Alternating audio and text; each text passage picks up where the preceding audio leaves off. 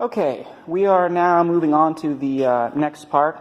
If you are like following along, where we left off was we had cast the blocks and then drilled out, drawn out the chambers, drilled out the chambers, cleaned it up, put silicone on the bottom, and then put the stainless steel mesh over that. So now we have our hydration chambers, and this part is done essentially. So this is I realize I haven't shown a finished product. This is a nest that's near completion. Actually, I want to show my favorite three.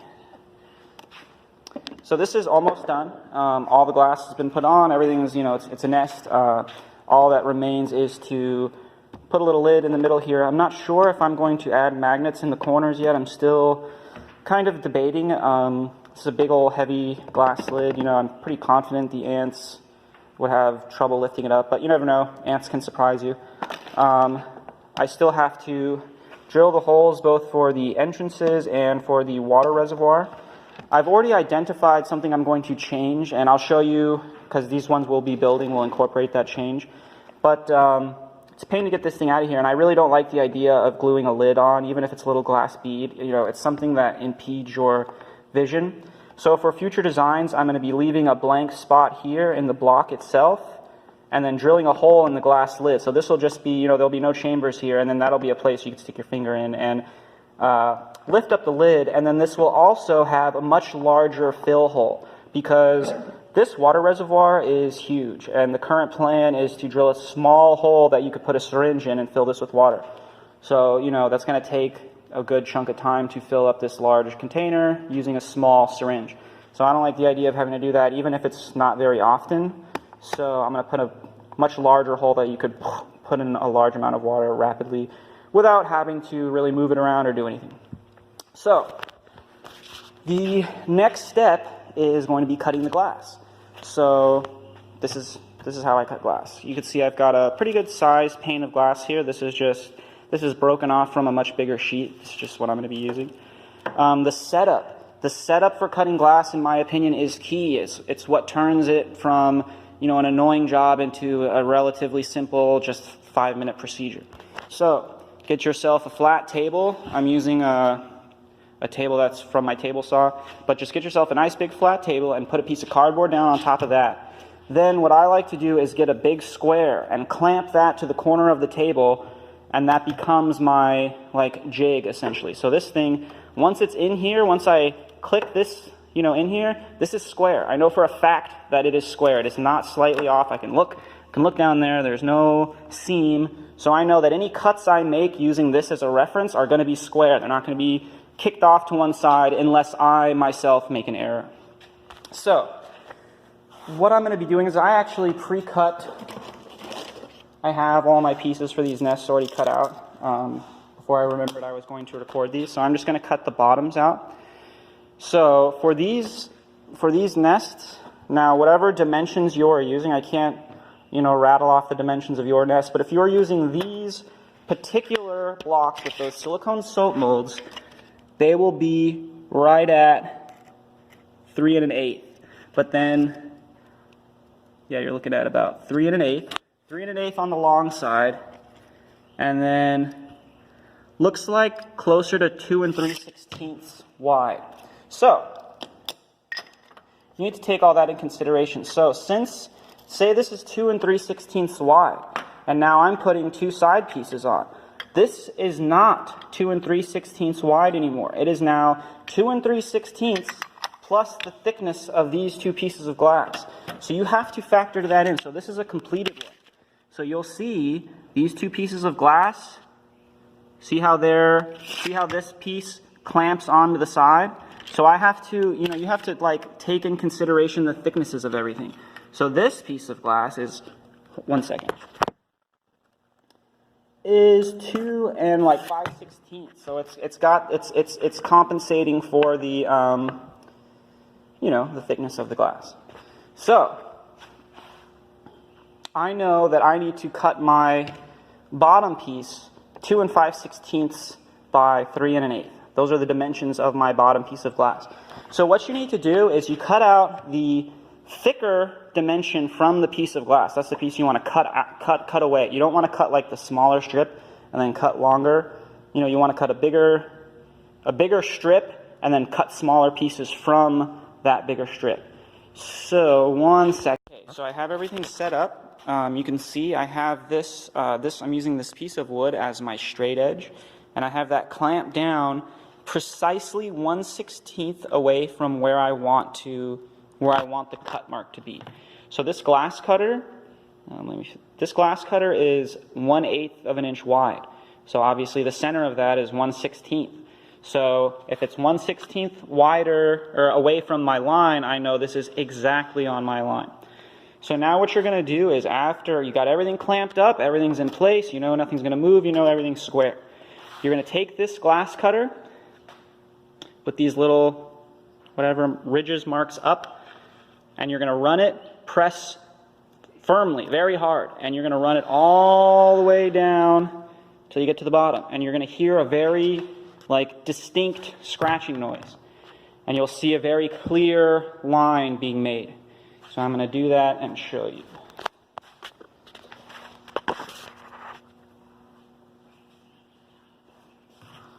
So try to find the best position here, get everything lined up, press very hard all the way down. Now unclamp everything. Now let me show you the proper way to do it. I'm pretty casual, I'll usually just break it with my hands, but there is a way you're supposed to do it. Put the piece of glass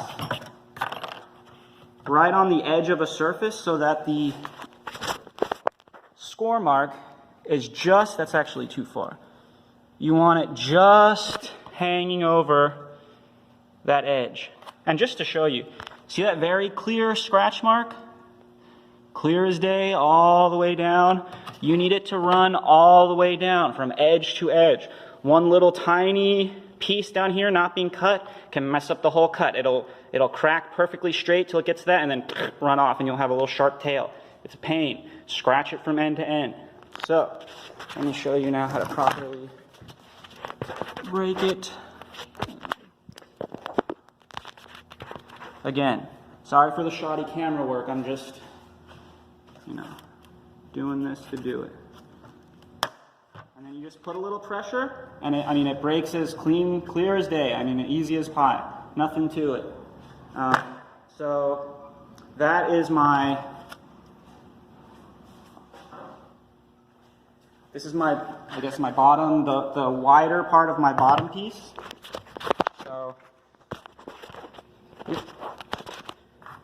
So now I need to cut off, let me get it on there, whatever. Now I need to cut off, I cut this, to the widths I need.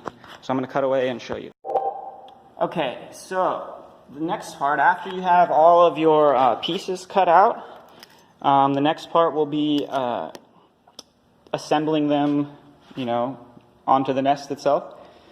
Just a caution, so these edges are super sharp. This is glass, all right? Everyone knows glass is sharp. These are sharp edges. Now, you can definitely sand all of these edges if you want, if that's your fancy. All you need is just a normal piece of sandpaper and some water. And it just takes like 1 or 2 passes and the edge will be broken. However, that'll burn through sandpaper like there's no tomorrow. And sandpaper is pretty expensive. So what I do is I assemble the whole nest and then only sand the exposed edges. And that cuts down on the edges I sand. It cuts it in, reduces it by like 50%. So, but that means I'm basically assembling this thing out of razor blades. It's very sharp. I get cut fairly often. They're cuts made with a super sharp surface, so they bleed kind of profusely. I've been using drill presses, I've been using machinery in this video, so I'm assuming, you're not 6 years old and watching this video. I don't want to get any emails saying, little Johnny cut his hand because he was trying to cut glass. This is glass. This is sharp. It will cut you. Be careful. All right, so now we're going to start putting these together. So what I do is take the block and I'll run silicone a bead of silicone on each edge and then smear it with my hands, or my fingers. Now, I'll try to keep the silicone towards the bottom half of the nest, because I don't want it oozing up through the top here, because later a faceplate has to sit there. So I'd like to keep this top face as clean as possible. So, and then another thing, the glass, the lid is going to be inset. So this is critical. So you have to shim up. See how that's not sitting flat? See how it's shimmed up? See how the block is up above the lip of the glass? These are all sitting on little glass shims. So that way later on, when I go to have a lid, it'll be recessed inside of there. It won't just be sitting on top of the pieces of glass. So it is critical that you shim up the nest. If you don't shim up the nest, and this is all flush and it's flat, the glass will just sit on top, and there's a much, much higher chance of, an imperfect fit. And when you're dealing with ants, especially small species, you can't have an imperfect fit. So this recessed lid drastically reduces the potential for escape. So I'm going to show you how I put together one of these.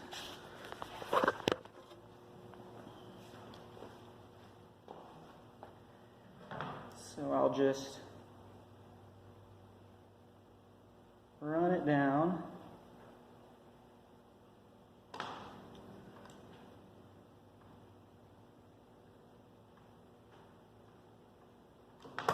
All right. Let me see if you can see that. Just see how it's just on the top or on the bottom, like half. Then smear it with your finger. So it's a nice, but again, kind of angle your finger. Let me see. Angle it so it's hard to explain. But again, you just want to keep the top part of that relatively clear of silicone. And you don't want any oozing out when you go to mash the glass sides on there. So after it's all smeared, you're going to place it down on that little glass shim I was just talking about. Make sure that it's shimmed up. That is critical. Then you're going to place whichever two sides that you are doing first. So whichever sides do not clamp on top, you're going to do that. In my case, it's the long sides. So I clamp those on there. Just squeeze them in there. Press down on the nest itself to make sure it's sitting flat on the table so that everything is like square. You notice I've been saying the word square a lot through this video. That's key. If this box is like wonky, it'll never work. All your sides will be cattywampus. It'll never, your lid won't fit right. It is critical that everything is square. So then after I have my two sides on, I'm going to run a bead of silicone up. These, I'll show you in a second.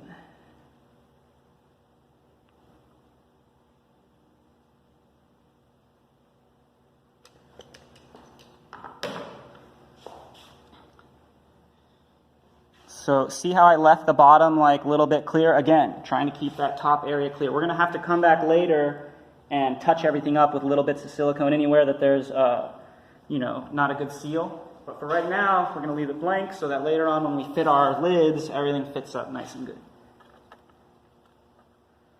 Then we put our two side pieces on. Mash them down. Again, during this whole process of fitting all the pieces on, continually press down on the nest block itself and make sure it's flat on those shims, because it'll want to like push itself up and kind of get at an angle and everything, and you can't have that or your lid won't fit. So clean everything up, get everything exactly how you want it, and that's it. Don't do the bottom yet. We're just doing the sides of all of these. So I'm going to finish up and show you. Alright, so now after you've gotten the sides drilled on, now this part, so I'm still kind of figuring out how I want to do this process. Now I haven't put the bottoms on yet, and we are now moving on to drilling out the front entrance and the water ports. The reason I'm doing this is because usually, before when I'd make them, I'd drill out the hole first. So before I ever attach this piece of glass, I drill out a hole in the block itself and in the piece of glass and line those two up, and there's my entrance. I didn't really like doing that. It just seemed kind of like, I don't know, it didn't seem streamlined to me. So now I'm going to try drilling the hole after the side piece is on. The The reason I'm leaving the bottom off is this is going to generate dust and, you know, glass pieces, I guess, or glass dust. And I don't want that getting all trapped in the water reservoir, so I'm leaving that open. So for drilling glass, again, this is a breeze, just as easy as cutting it. Let me turn my drill press on. I am using a drill press. Can't recommend one of those enough for drilling glass. It really makes it substantially easier. And just a cheap little, it was like a $20 set of diamond coring style bits off of Amazon. So all you do is get it lined up, and the critical thing is moisture. It has to be wet. Must be wet. So dab a little water on there. I use a sponge. It just has to be a little puddle, and get to drilling. So I'm going to see if I can set up so you can see it here. Let's see. That might work. Actually, one second. Let me cut away. All right, let's drill this up. So you don't need a lot of water at all, just enough so that there's a small like puddle in your workspace. So I want it right there.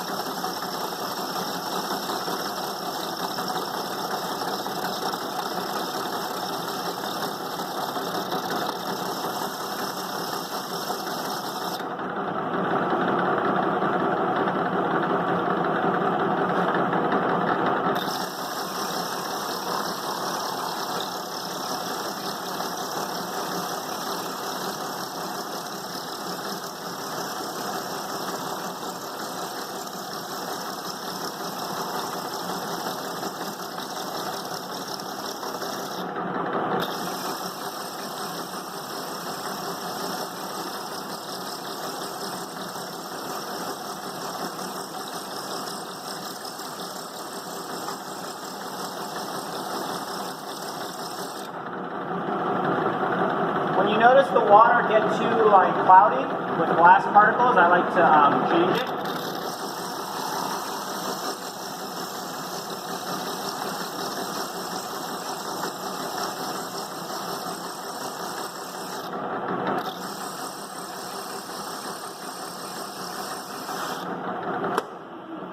All right, you'll feel the moment it punches through. So you can see that hole has been drilled now. The glass is still, because it's silicone to the piece itself, so the glass is still there. All you got to do is dig that piece out, or it's kind of two ways. You can't just drill all the way through.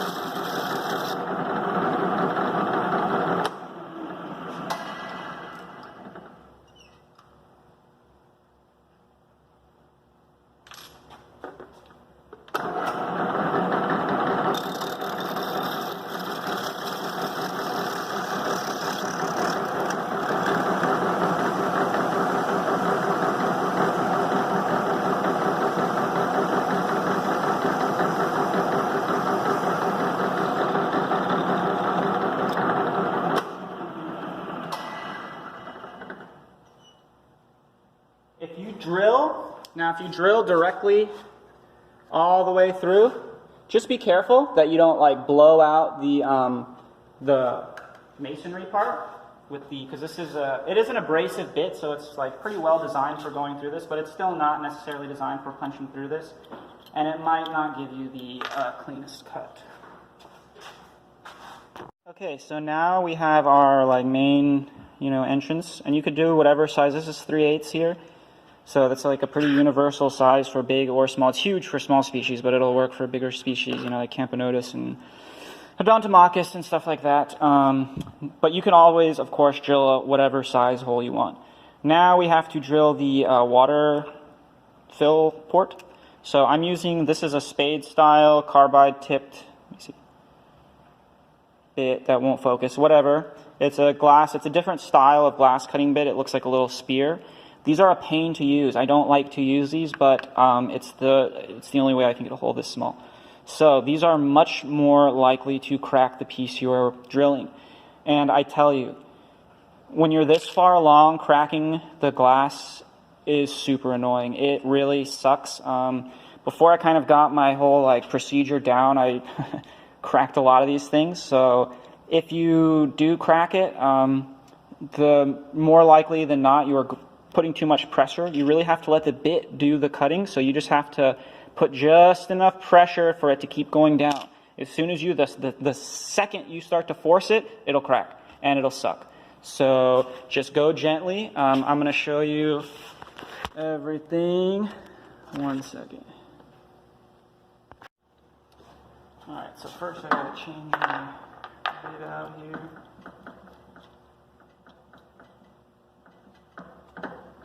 Alright. Now pick wherever you want your fill port to be.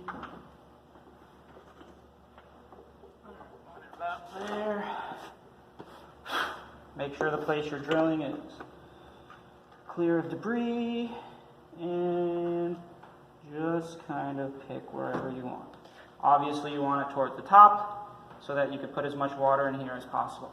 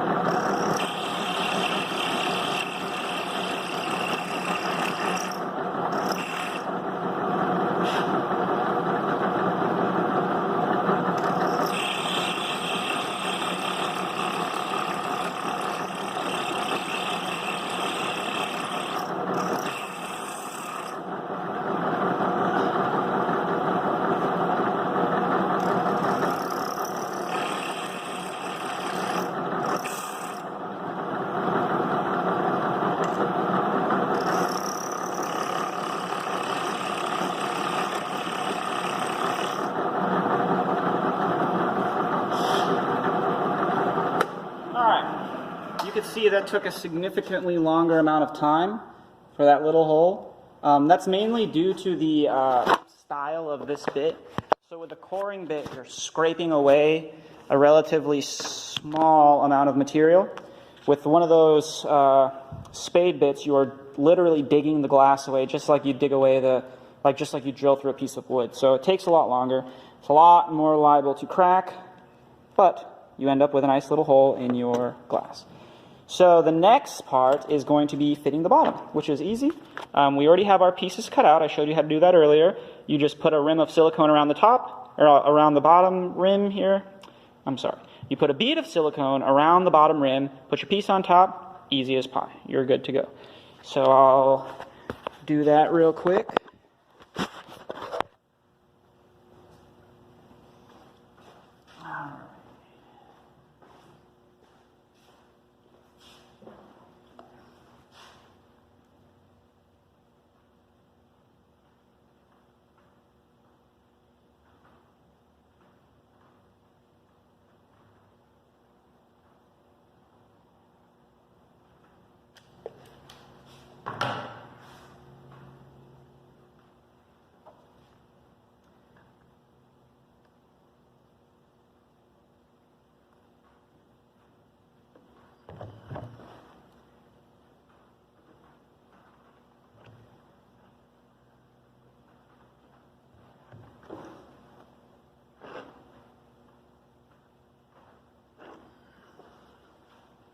Okay, so this is the bottom. We are rapidly, let me see if I can.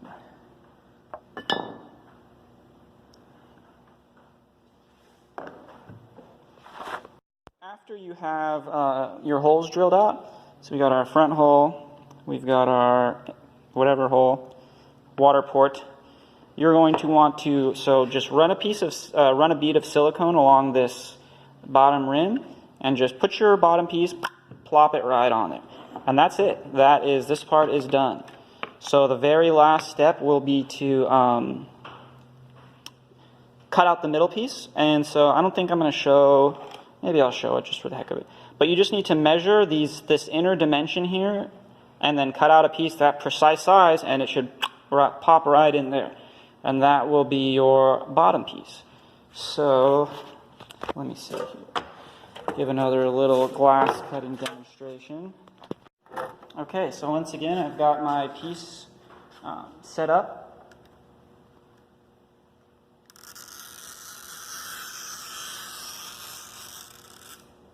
I'm listening for that scratching noise.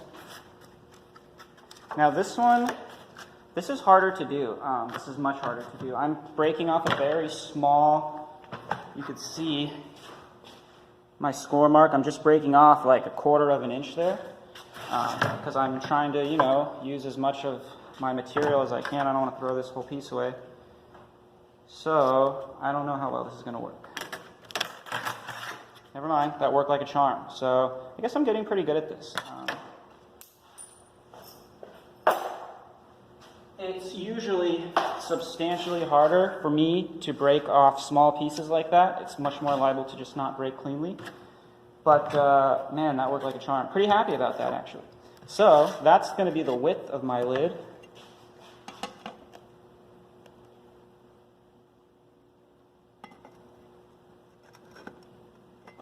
Now I need to get a measurement on the thickness. It is 2 3/16. So this is 2 3/16 is what I want. So I'm going to put it right at 2 1/8. Clamp it down. Because again, you put it 1/16 away from, wherever you want to cut.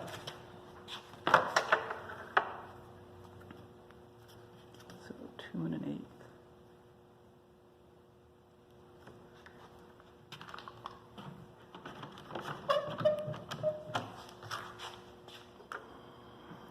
Put your mark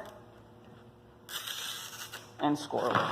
Oh, I should also mention, you never want to run your cutter down the same mark twice. It'll it'll not work. It'll break the piece more likely than not. So you can see that's about perfect. I just need to clean it up a little on the sander. So 1 second. This is the finished product. It's not clean yet. I haven't cleaned it up. There's still silicone kind of smeared all over it.